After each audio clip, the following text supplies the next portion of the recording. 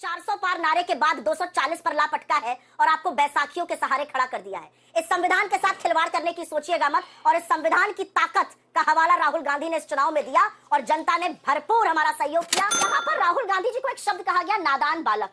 अच्छा, वो वयस्क नहीं है जिसने आपको 240 पे लाके खड़ा कर दिया, उसके बारे में आप झूठ परोसिए। लेकिन फिर मैं नॉन बायोलॉजिकल प्रधानमंत्री के बारे में क्या कहूं, जिनका सीधा संवाद ईश्वर से हो रहा है। तो कांग्रेस को बोलने से पहले सोचना चाहिए। टेलीविजन में आके जोर जोर से चिल्लाने से, चीखने से, आक्रोशित होकर आंख लाल लाल करके, नाके फुला फुला के बात करने से सच्चाई नहीं बदल जाती। ये दूसरी बात है कि उनको कांग्रेस ने इस कार्यक्रम के लिए भेजा है, इसलिए मुझे उनके साथ बैठना पड़ रहा है। नहीं तो मैं अमूमन उनके साथ बैठना भी पसंद नहीं करता। जहां पर जय श्री राम दोस्तों, ये डिबेट भी कांग्रेस और बीजेपी के सोशल मीडिया प्रमुख सुप्रिया सिरनेत और अमित मालवीय के बीच है। यह डिबेट का दूसरा भाग है। इस डिबेट में सुप्रिया सिरनेत कुछ ज्यादा ही जोश में नजर आ रही हैं और मालवीय पे पर्सनल अटैक करती भी नजर आई, पर मालवीय ने पर्सनल सवालों का जवाब न देते हुए सुप्रिया सिरनेत को ठंडा ही कर दिया। आइए देखते हैं इसी पे जोरदार डिबेट। दुनिया की सबसे बड़ी, जिसको मैं फेक न्यूज फैक्ट्री कहती हूं, उसके जनक अमित मालवीय को अगर हिम्मत है तो दिखाओ वो बयान जहां पर राहुल गांधी ने कहा हम आरक्षण खत्म कर देंगे। एक बात याद रखना, इस देश ने ना इस संविधान पर यकीन करके आपको 400 पार नारे के बाद 240 पर ला पटका है और आपको बैसाखियों के सहारे खड़ा कर दिया है। इस संविधान के साथ खिलवाड़ करने की सोचिएगा मत। और इस संविधान की ताकत का हवाला राहुल गांधी ने इस चुनाव में दिया और जनता ने भरपूर हमारा सहयोग किया। आपको 240 पर लपेट दिया। आप माइनॉरिटी गवर्नमेंट चला रहे हैं और एक के बाद एक यू टर्न लेना पड़ रहा है। राहुल गांधी तो आगे बढ़कर यह कहते हैं कि हम 50% आरक्षण पर लिमिट खत्म कर देंगे। उनके बयानों को कब तक काट छाट करके अपनी दुकान चलाएंगे ये सज्जन या दुर्जन, जो भी इनको कहा जाए, जो यहां पर बैठे हैं। इन सज्जन के कुछ झूठ मैं बयां कर देती हूं क्योंकि दुनिया को जानना जरूरी है कि कितनी झूठ और फेक न्यूज की फैक्ट्री ये चलाकर यहां पर आए हैं आज आपके पास।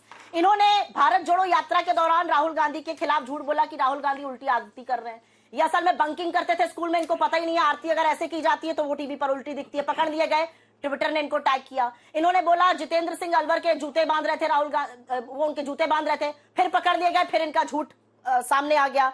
इन्होंने तो इस देश के प्रथम प्रधानमंत्री नेहरू की अपनी भतीजी और अपनी बहनों के साथ की फोटो तक को दुष्कर्म बनकर चलाया है। ये तो वो व्यक्ति सामने बैठा है, ये वो व्यक्ति सामने बैठा है कि जब पग पहने हुए सिख किसानों और हमारे हरियाणा के किसानों पर लाठियां बरसा रही थी आपकी सरकार, तो आपने कहा नहीं नहीं लाठियां नहीं बरसाई जा रही है, आपका झूठ आपके प्लेटफॉर्म्स ने पकड़ लिया था। आप तो वो व्यक्ति, अब मैं जानना नहीं चाहती हूं, कहना नहीं चाहती हूं, अब पौन और उसकी बातें कर ली जाए तो आपकी क्या असलियत सामने आ जाएगी, मुझे लगता है वो मैं आपको बेइज्जत नहीं करूंगी। लेकिन जो भी देखना चाहे वो देख सकता है कि इनकी क्या असलियत रही है। पॉर्न सेक्स टाइप करिएगा इनके साथ, मैं इन सब चीजों पे नहीं पढ़ना चाहती हूँ। व्यक्तिगत इनसे तो कोई हमारी लड़ाई है नहीं, जो झूठ ये परोसते हैं उससे लड़ाई है, इसलिए उसका पर्दाफाश करना जरूरी है।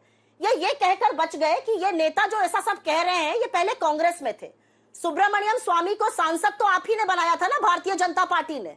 अभी उनका एक इंटरव्यू आया है, अटल जी से लेकर मोदी जी तक जो कह रहे हैं मैंने सख्त हिदायत सबको दी, कोई नहीं उसको छुएगा, कोई नहीं चलाएगा, क्योंकि हम ऐसी गंदी राजनीति में यकीन नहीं करते। आप ही के थे, क्या जानते हैं आपके बारे में ऐसा जो ऐसी ऐसी बातें कह रहे हैं, चरित्र पर सवाल उठा रहे हैं, आपके नेताओं के चरित्र पर, महिलाओं को लेकर। मैं उसका बिल्कुल खंडन करती हूं, नहीं करना चाहिए। ये आप ही के नेता थे, आप ही के सांसद थे। यहां पर राहुल गांधी जी को एक शब्द कहा गया, नादान बालक।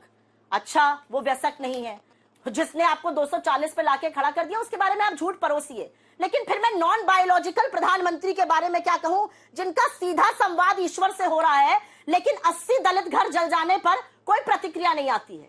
26 टेरर स्ट्राइक, आपके तीसरी बार प्रधानमंत्री बनने के बाद 26 आतंकी हमले हो चुके हैं, 21 जाबाजों की शहादत है, कोई प्रतिक्रिया नहीं आती, श्रद्धांजलि संवेदना का एक शब्द नहीं आता है। असलियत यह है अंजना जी, आपने जो बात मुझसे पूछी कि राहुल जी ने क्या कहा या उनके खिलाफ क्या कहा गया, मेरा अपना मानना है राजनीति में तर्क होता है। राजनीति में कई बार आप एक दूसरे को पॉट शॉट्स करते हैं, राजनीति में आप एक दूसरे के खिलाफ कटाक्ष करते हैं, लेकिन राजनीति में जब आप किसी की जान लेने की बात करते हैं ना, तो मुझे लगता है इस देश का प्रधानमंत्री इस देश का अभिभावक है, उसको उठ खड़ा होना चाहिए था और कहना चाहिए था यह सर्वथा गलत है।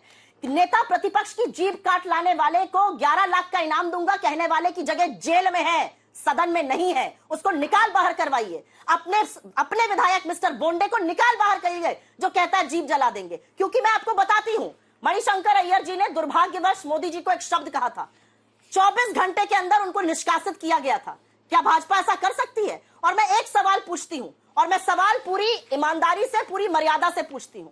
नरेंद्र मोदी जी को जब आप शब्द कहे गए, मैं उसकी भर्त्सना करती हूं। मैं कहती हूं कि जिसने कहा वो गलत कहा। क्या आप उसी आत्मबल और साहस के साथ यह कह सकते हैं कि रविंद्र सिंह बिट्टू, मिस्टर मारवा, मिस्टर बोंडे, गायकवाड़, रघुराज सब गलत कह रहे हैं? उनको ऐसी बातें नहीं कहनी चाहिए। आपकी पार्टी उसका समर्थन नहीं करती है, आप उसका विरोध करते हैं, आप उनको सजा देंगे, आप उनको पनिश करेंगे। नजीर बनाइए आप सत्तारूढ़ दल है इस देश का। लेकिन सिखों के प्रतीक पर सवाल था, उसको अब छोड़ देते हैं। आपने कहा कि जब बात जान लेने की आए तब पार्टी पोजीशन से उठकर कदम उस पर उठाना चाहिए पार्टी को। तो इस नियम से तो इमरान मसूद, जिसको 3 बार ऐसा कहने के बाद टिकट दिया गया, जिसने कहा था कि बोटी बोटी काट देंगे, उसको आपकी पार्टी ने 3 बार उसके बाद टिकट दिया। अभी वो सांसद मैं इसका जवाब देना चाहती हूं। अजय राय, मैं इसका जवाब देना चाहती हूं। आप ही से पूछ रही हूं। अजय राय, मैं इसका जवाब 7 देना तारीख चाहती को हूं। मोदी और योगी को साथ में गाड़ देना, क्या उनको इनाम मिलना चाहिए या उन पर भी कार्रवाई होनी चाहिए? पवन खेड़ा की गिरफ्तारी के विरोध में जब नारे लग रहे थे कांग्रेस नेताओं के, तो वहां पर लोगों ने यह नारा लगाया था, ये ऑन रिकॉर्ड है, मोदी तेरी कब्र खुदेगी।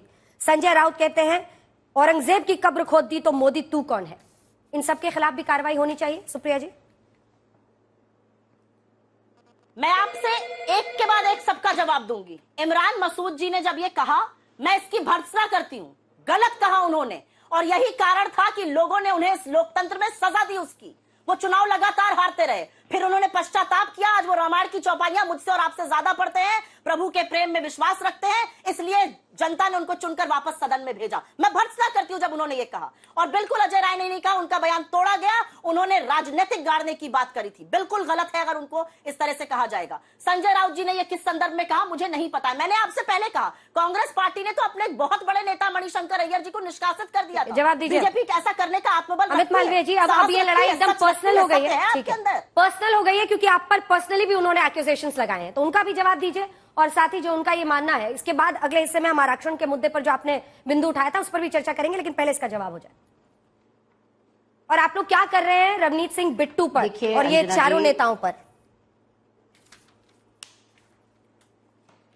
कांग्रेस प्रवक्ता ने मुझ पर जो निजी आरोप लगाए हैं, मैं उनके जवाब नहीं दूंगा, क्योंकि कांग्रेस प्रवक्ता की इतनी हैसियत नहीं है कि मैं उनके इस प्रकार के टिप्पणियों का जवाब दूं। ये दूसरी बात है कि उनको कांग्रेस ने इस कार्यक्रम के लिए भेजा है, इसलिए मुझे उनके साथ बैठना पड़ रहा है, नहीं तो मैं अमूमन उनके साथ बैठना भी पसंद नहीं करता। जहां तक स्क्रीन में और जहां तक गलत भ्रामक खबरें फैलाने की बात है, मैं आपको बहुत लंबी फहरिस्त दे सकता हूं सुप्रिया श्रीनेत के बारे में, लेकिन उससे उनका कद बढ़ेगा और मैं वो नहीं करना चाहता हूं। मैं इन चिट्ठियों पर आना चाहता हूं। कांग्रेस की प्रवक्ता ने कहा कि किसी की जान पे अगर आ जाए तो क्या हमें उस बात को संजीदगी से नहीं लेना चाहिए। मैं आपसे पूछना चाहता हूं और आपके दर्शकों को बताना चाहता हूं कि जब पंजाब में चुनाव चल रहे थे और जब कांग्रेस की वहां सरकार थी, चन्नी मुख्यमंत्री थे, तब प्रधानमंत्री जी का वहां दौरा हुआ। उस वक्त पंजाब की सरकार ने प्रधानमंत्री की सिक्योरिटी को कमजोर करने का काम किया। कई मिनटों तक प्रधानमंत्री जी का काफिला एक ओवरब्रिज के ऊपर रुका रहा, क्योंकि वहां के आला अधिकारियों ने कांग्रेस के नेताओं के निर्देश पे प्रधानमंत्री जी के रूट की जानकारी उन लोगों को दे दी जो प्रधानमंत्री जी को टारगेट करना चाह रहे थे। ये कांग्रेस पार्टी और उनका चरित्र है। ये बात करते हैं इंदिरा गांधी और राजीव गांधी के बारे में। पंजाब में जो स्थिति उत्पन्न हुई वो उसके लिए जिम्मेदार कौन था? इंदिरा गांधी। और उन्होंने बिना वास्तविक स्थिति को सोचे समझे जो ऑपरेशन ब्लू स्टार को अंजाम दिया, जिसकी वजह से हरमिंदर साहिब पे हमला हुआ और जिस प्रकार से सिखों का कत्लेआम हुआ, क्या वो आतंकवाद के सामने घुटने नहीं टेकने की मिसाल थी, या ऐसी स्थिति पैदा कर दे जिसको आप संभाल ना सके, ऐसा आतंक का माहौल खड़ा कर दे जिसको आप संभाल ना सके और उसकी चपेट में आ जाए, उसकी मिसाल थी? तो कांग्रेस को बोलने से पहले सोचना चाहिए। टेलीविजन में आके जोर जोर से चिल्लाने से, चीखने से, आक्रोशित होकर आंख लाल लाल करके, नाके फुला फुला के बात करने से सच्चाई नहीं बदल जाती। उसी प्रकार से राजीव गांधी, कई बार उनकी मिसालें दी गई। मैं पूछना चाहता हूं 1982 में जब राजीव गांधी के निर्देश पर हरियाणा की पुलिस जब सिखों को गाड़ियों से उतार देती थी उनका पग और कड़ा देखकर, तो वो क्या मिसाल थी? आपने सिखों को क्या एक बड़ा एनेबलिंग एनवायरनमेंट दिया? आज अगर पन्नून और राहुल गांधी एक ही भाषा बोल रहे हैं तो क्या सिख समुदाय समझे? आज अगर पाकिस्तान और नेशनल कॉन्फ्रेंस और कांग्रेस पार्टी एक ही भाषा बोल रहे हैं तो उसके क्या मायने निकाले जाने चाहिए? ऐसा क्यों होता है कि हर बार जब जब वो ताकतें जो देश को कमजोर करना चाहती हैं, राहुल गांधी उनके साथ खड़े दिखाई देते हैं? मैं आपसे पूछना चाहता हूं, राहुल गांधी 6 सितंबर को विदेश गए, उसके बाद वो लगभग 10 दिन के दौरे के बाद वापस आए। इनके पूरे दौरे में सिर्फ 5 घंटे का हिसाब सार्वजनिक है, लेकिन 11 तारीख से लेके जब तक वो वापस आए लगभग 5-6 दिन थे। राहुल गांधी कहां थे? किससे मिले? अखबारों में जो खबरें आई क्या वो सच है? क्या ये उन लोगों से मिल रहे हैं जो तख्ता पलट देख करना चाहते हैं देश में? क्या राहुल गांधी विदेशी ताकतों के दम पर हिंदुस्तान की राजनीति करना चाहते हैं? इन्हीं के नेताओं ने बांग्लादेश की घटना के बाद बयान दिए थे कि यहाँ पे प्रधानमंत्री के घर में घुस के उनको खींच के बाहर निकाला जाएगा। मैं जानना चाहता हूं इन्होंने किसको निष्कासित किया? सलमान खुर्शीद को निष्कासित किया क्या?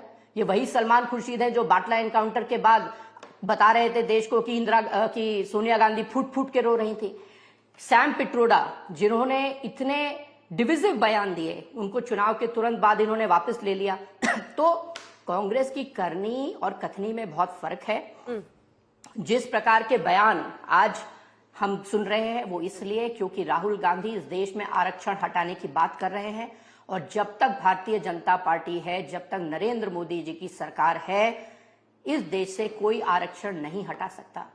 राहुल गांधी अपने विदेशी आकाओं को खुश करने के लिए ये बात विदेशी धरती पे जाके बोल सकते हैं, लेकिन हिंदुस्तान के कोने कोने में रहने वाले SC, ST और OBC समुदाय के लोगों को ये बात हम बताएंगे, उन तक इस बात को पहुंचाएंगे, और राहुल गांधी अपने मंसूबों में कभी भी कामयाब नहीं होंगे। ठीक है, ठीक है। जहां जल्दी से तक भाषा का सवाल है और जहां तक इन चिट्ठियों का सवाल है, मैं खड़गे जी को कहना चाहता हूं आपके कार्यक्रम से कि राहुल गांधी उनसे बहुत जूनियर हैं। उनकी तरफ से चिट्ठी लिखने से पहले वो कांग्रेस के चिराग को ये नसीहत दें कि उनको अपनी भाषा की मर्यादा बनाए रखनी चाहिए। खड़गे जी को खुद अपनी भाषा की मर्यादा बनाए रखनी चाहिए। सोनिया गांधी को भी यह संदेश देना चाहिए, और इस कार्यक्रम में आई हुई कांग्रेस की प्रवक्ता को भी बताना चाहिए कि एक शालीनता होनी चाहिए। किसी डिबेट में जाकर चीखने चिल्लाने से हर रोज आपकी बात सुनने वाले कोई ज्यादा वेल इन्फॉर्म्ड नहीं हो जाते। आपकी क्या राय है हमें जरूर बताएं। हमारे साथ जुड़े रहने के लिए चैनल को लाइक एंड सब्सक्राइब करना ना भूलें। Thank you so much.